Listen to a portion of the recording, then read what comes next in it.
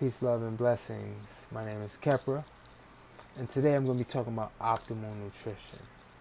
This is part of John 9, Note to Self Challenge, and I'm honored to be given this portion of the challenge, optimal nutrition. I just want to give thanks and love for the opportunity to present what I have to offer and the information. So let's get into it. Optimal nutrition. Well, when we think about optimal nutrition, right, we want to create optimal health. But I want us to think about um, a house, a room. Um, in that house, in that room, we're going to have areas. And in those areas, we can have furniture, we can have appliances, and we can have stuff, whether it be papers, it could be tools, things that are useful and things that are not useful. This happens in every household, everywhere. Things get used up and stored away, whether it's visible or behind a wall, for example.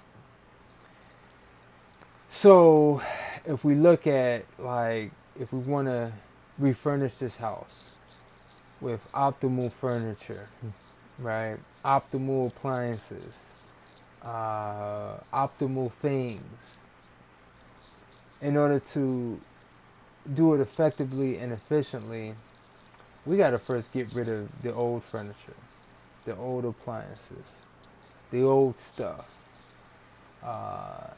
first before we bring in the new. And the human body works the same exact way. So if we're going to talk about optimal nutrition, we got to talk about an optimal process first. And that optimal process is one of detoxification. Detoxification through only one way, through only the divine optimal way, which is fasting. Okay? We can't bring in food and expect for the body to work optimally when there's old food, there's old appliances, there's old furniture. We got to get that stuff out of the way first. And the only way we could do that is through fasting. Fasting is the oldest, it is the original medicine. It is the only medicine. Fasting. So when we talk about, again, going back to optimal health and optimal nutrition, we have to talk about fasting first. Because the only way that we can create the optimal environment. So when we bring in the optimal food with the optimal nutrition, we're able to process it in an optimal way. Okay? So I hope that makes sense. Now, fasting. What is fasting? Well, fasting very simply is not eating. And there's different levels of fast. The different levels of fast, what I consider a fast is you have the fasting on the breath, no food, no water. You have the fasting with water, whether it be spring water or distilled water, or alkaline water, or some other water. You have fasting with fresh juices, okay? And then you have fasting with fruit, primarily. Yes, fasting with fruit. When you're on fruit, even though you're chewing and you're digesting fiber, it's very little fiber. It's mostly water. At least if you're eating fruits that have a lot of water. That's going to be like being on a fast, for sure. And fruits are cleansers. And we'll get into that. But there's a fast that, in my opinion, stands above all of those, even the breath fast, and that's the coconut water. The fresh coconut water is the optimal food, period. It is definitely the optimal food for fasting. And why? Well, one, it is a perfect living water. It is a sky water. A lot of coconuts grow high and are closest to the sun. Okay, so it's got lots of sun energy, number one. Number two, especially for the coconuts that are growing along the coast, it's got the sea energy, the sea minerals, the sea salts. But the beautiful thing is that it's bringing those salts through the palm, filtering it, creating an ideal perfect water, and putting it into a breast, the coconut. Pressurized, it's like a pressurized vessel, keeping it alive for us to drink and get nourished.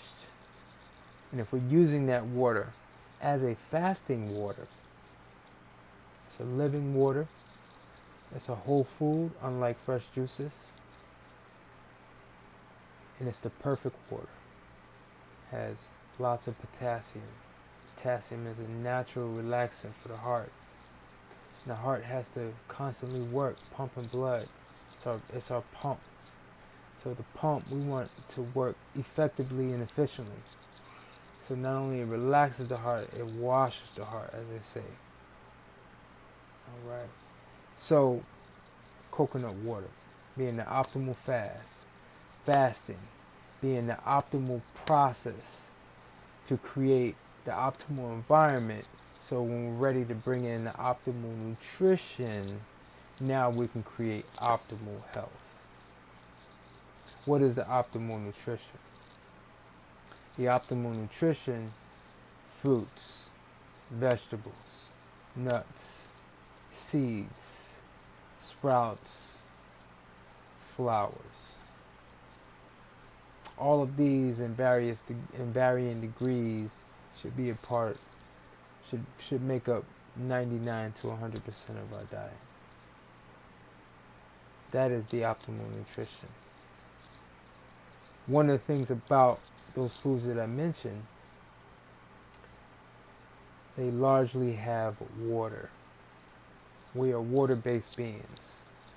So while it is optimal to drink water, it is just as optimal or even more optimal to eat our water, because this body is a juicer. Drinking water is a given. Most even unhealthy people drink water. But for us really seeking optimal health, optimal nutrition, we want to eat our water along with drinking our water, because we want the body to work effectively and efficiently. And if we're eating things that don't have any water, we're creating a dilemma. Just like if you put a potato or something that doesn't have any water through a juicer, what's going to happen? It's going to clog that juicer. Now, one of the things as far as fasting, because I want to explain why this is the optimal process. See, every time we eat something, the body stores, as I mentioned in my opening analogy with the house. We live in a place for so long, it's just almost like natural, again, for things to get stored in the closet, on the floor, in the shelf. And these things, a lot of these things, most of these things are not usable. They're almost in the way. And the body, in its genius, intelligent design, every time we eat something, it stores some of it away for the rainy day that maybe there's a famine. Maybe we don't have access to food for a day or a week or a month or longer. The body creates storages so that if we run into that dilemma where we can't eat, it now has like a backup alternative fuel source, which is the storage. So every time we eat, the body creates or holds on to a little bit of it, just in case for that day that we're not able to have any type of food. What ends up happening though in our society that's filled with consumerism, the number one thing we consume is food. It's not even material things that we purchase. It's food and drink. So we have excess food, excess drink, very overstimulating, very addictive. We eat because we want to get entertainment. We eat because we're addicted. We eat because out of negative and even positive emotions. But we overeat and we eat too much bad stuff. And we have too much storage. Because what happens if we don't use that storage at some point in time through fasting, then it will turn on us. It can turn into tumors that can later form into cancer. So we want to have this consciousness that no matter how good you eat, no matter what you eat, it is vital to fast for optimal health, from optimal nutrition. We want to do the optimal process of fasting. As we begin to take that break from food, now the body begins to use that storage as its fuel. And especially it will happen after the third day of the fast on the optimal liquid, which is the coconut water. By the third, fourth day, what usually ends up happening, because day 1, 2, or 3 are going to be very difficult. 1, 2, or 3 are going to be extremely difficult because again, you're breaking an addiction to food. But it's a false. It's something we don't have to. Again, we don't have to eat every day. Don't have to eat every day.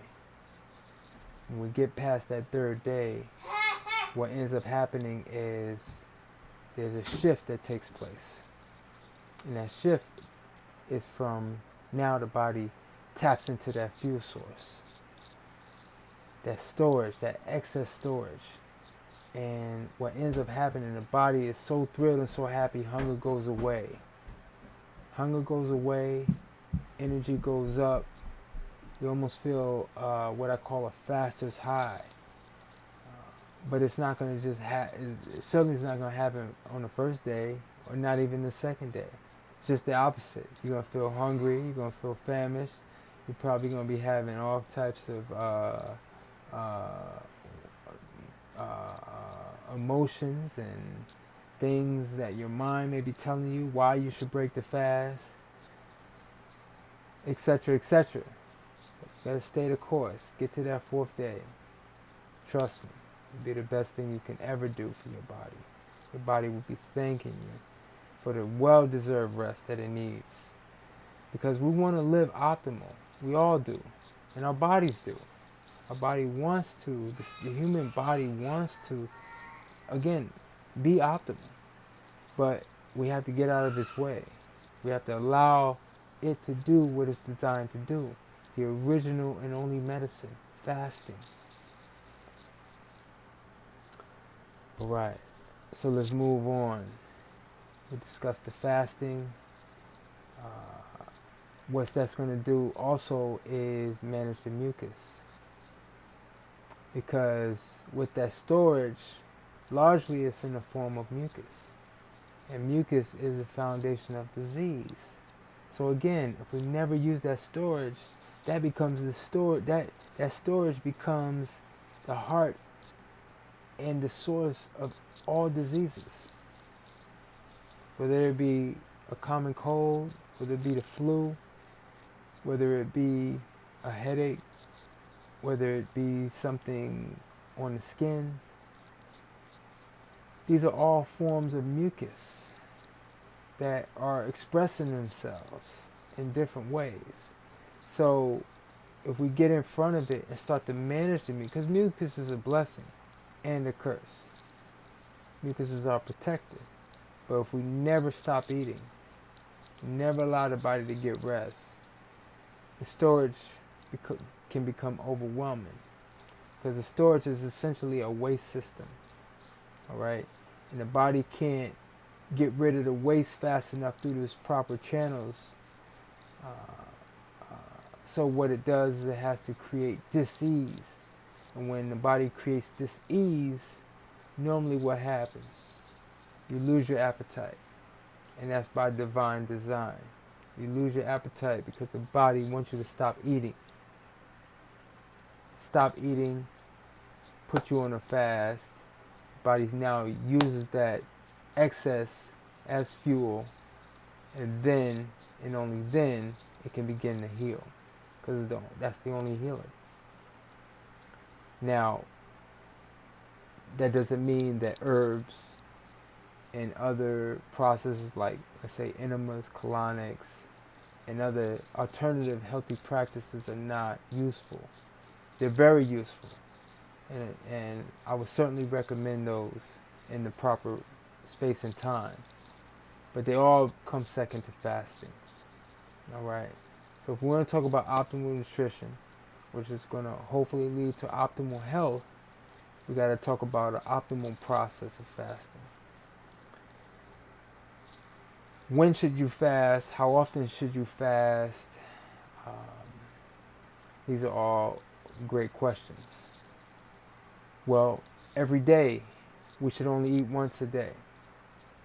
We should give our body at least 23 to 24 hours to process the meal that we have. So we're going to sleep for hopefully 7-8 hours, or 6 to 8 hours. And in the waking hours, we could be drinking our coconut water and fresh juices. And that will give us the enough fuel so that when we're ready to eat, and that meal should be in the latter part of the day, now we're able to optimally process that meal. We want to always be hungry before we eat. If we don't feel hunger, we shouldn't eat. So 23 hours should be enough time to create the hunger, so the body can when you bring in that food, process it effectively. If we're eating 2-3 times a day, even if, I don't care how optimal the food is, how nutritious, how organic, whatever, that's not an optimal process, and it's not going to create optimal results. So we have to eat only once a day, number one. Number two, we want to incorporate 1 day a week fasting, at least 1 day a week fasting. We go 7 days is a natural cycle, and we want to have a day of rest, but we don't allow the body to, at least for a 48-hour period. So if I eat my last meal at Friday 8 o'clock, or let's say 6 o'clock, then my next meal should not be until Sunday 6 o'clock. A full 48 hours. Give the body a nice rest, a nice 1 day rest. Even though it's 48 hours, it's really a 1 day rest, because we only went to sleep twice. So it's a 1 day rest. And then of course we want to fast for the month with the moon cycle. Could be 3 to 5 days. And then fasting with the sun cycle on a seasonal level, and that could be 5 to 7 days. And then once a year, I recommend at least a 10 to 14 day fast. So if you're fasting all of these periods, 23 hours a day, 48 hours for the week, 3 to 5 day for the month, and a 5 to 7 day for the season, and then a 10 to 14 day for the year, you're making fasting a regular part of your life. So when you bring in nutrition, you're able to optimize that nutrition. And that is the most important habit that we can all practice, is fasting. And then when we bring in the fresh, organic, natural plant food, the body is able to process it effectively and efficiently. with optimal results that's going to create optimal health.